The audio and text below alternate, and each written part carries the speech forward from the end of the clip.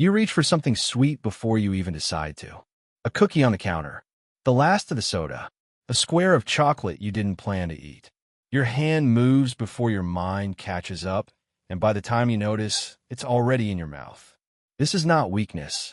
For most of your life, you have been told that wanting sugar is a matter of willpower, that if you just tried harder, you would eat less of it.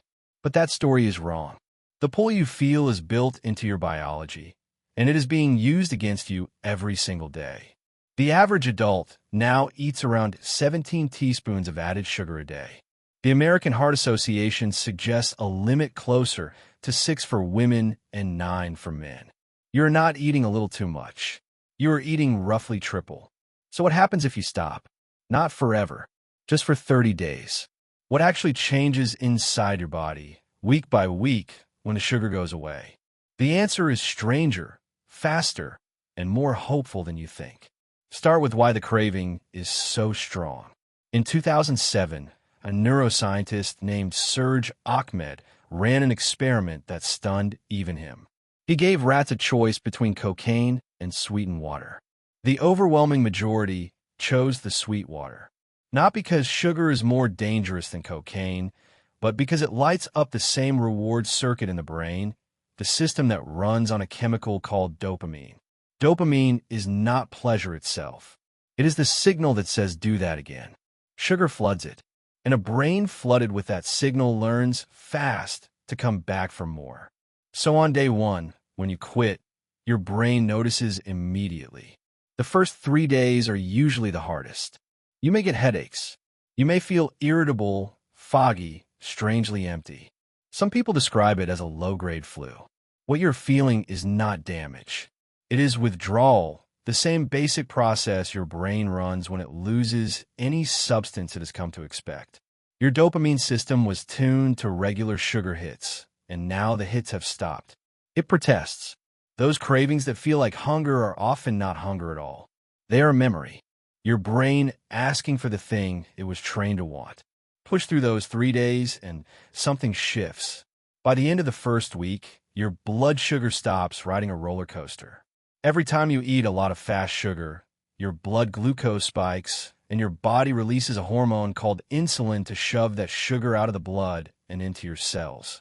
The spike is followed by a crash, and the crash is what makes you tired, shaky, and hungry again an hour later. Remove the spikes, and the crashes go with them. This is why many people report, around day 5 to 7, that their energy stops swinging. It levels out. The mid-afternoon collapse quietly disappears. Then your sense of taste begins to change. Sugar is a volume knob, and yours has been turned up for years.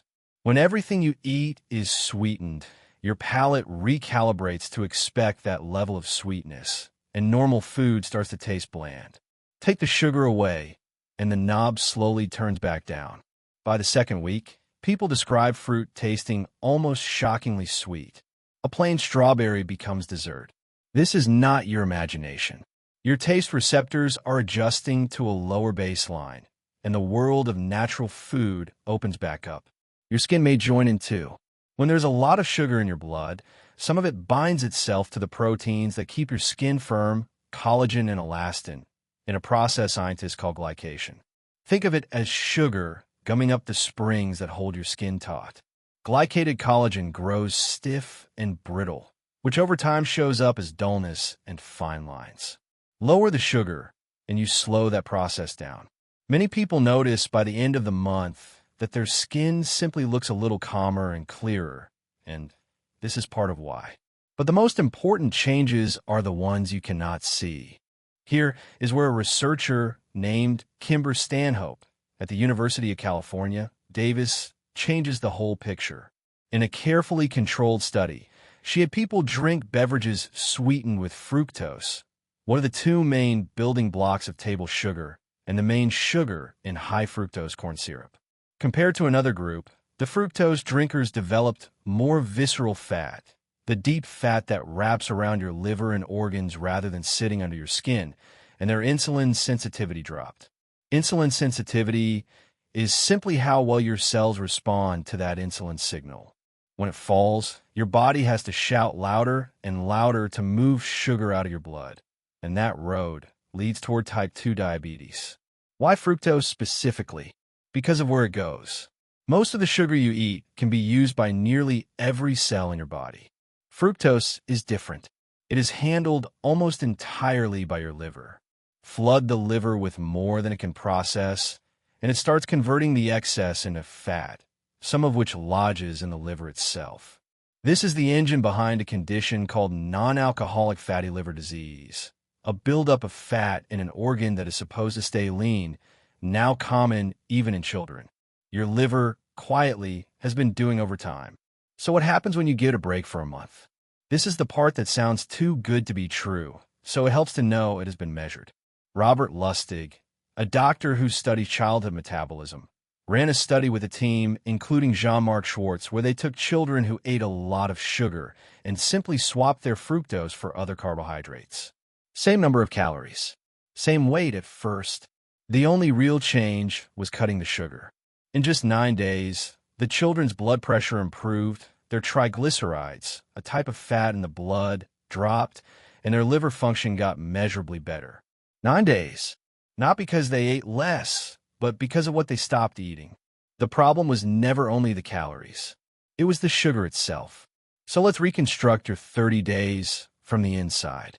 Days 1 through 3, your brain fights you. The cravings peak, the mood dips, the headache comes and goes. Your dopamine system is recalibrating and is loud about it. Days 4 through 7, the storm passes. Your blood sugar stops spiking and crashing, and for the first time in a long time, your energy through the afternoon stays flat and steady instead of falling off a cliff.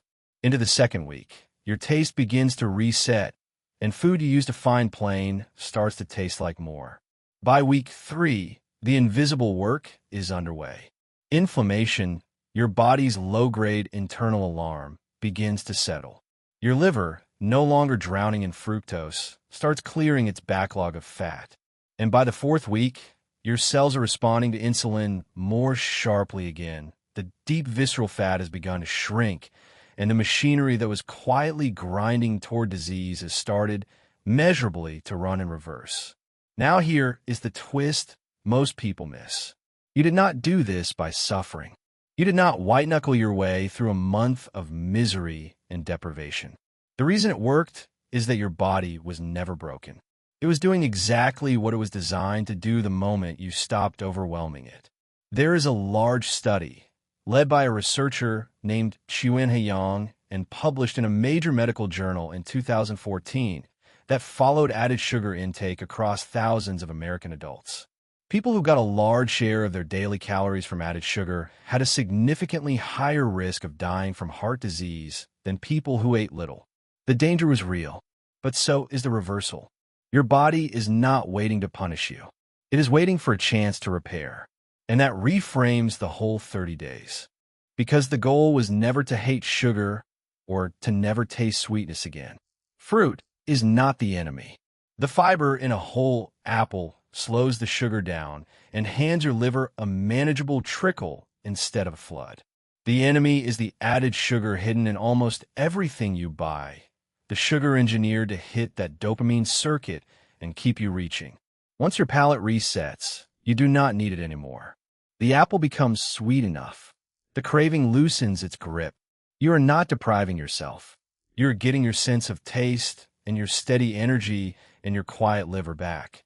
So notice, on day 30, what has changed. You walk past the cookie on the counter, and your hand does not move on its own. The soda in the fridge stops calling. Not because your willpower got stronger, but because the biology that drove the craving has settled back down to where it was always meant to be. The pull was never a flaw in you. It was a signal turned up too high for too long by a food environment designed to keep it that way. And now, for the first time in years, you reach for something sweet only when you actually choose to.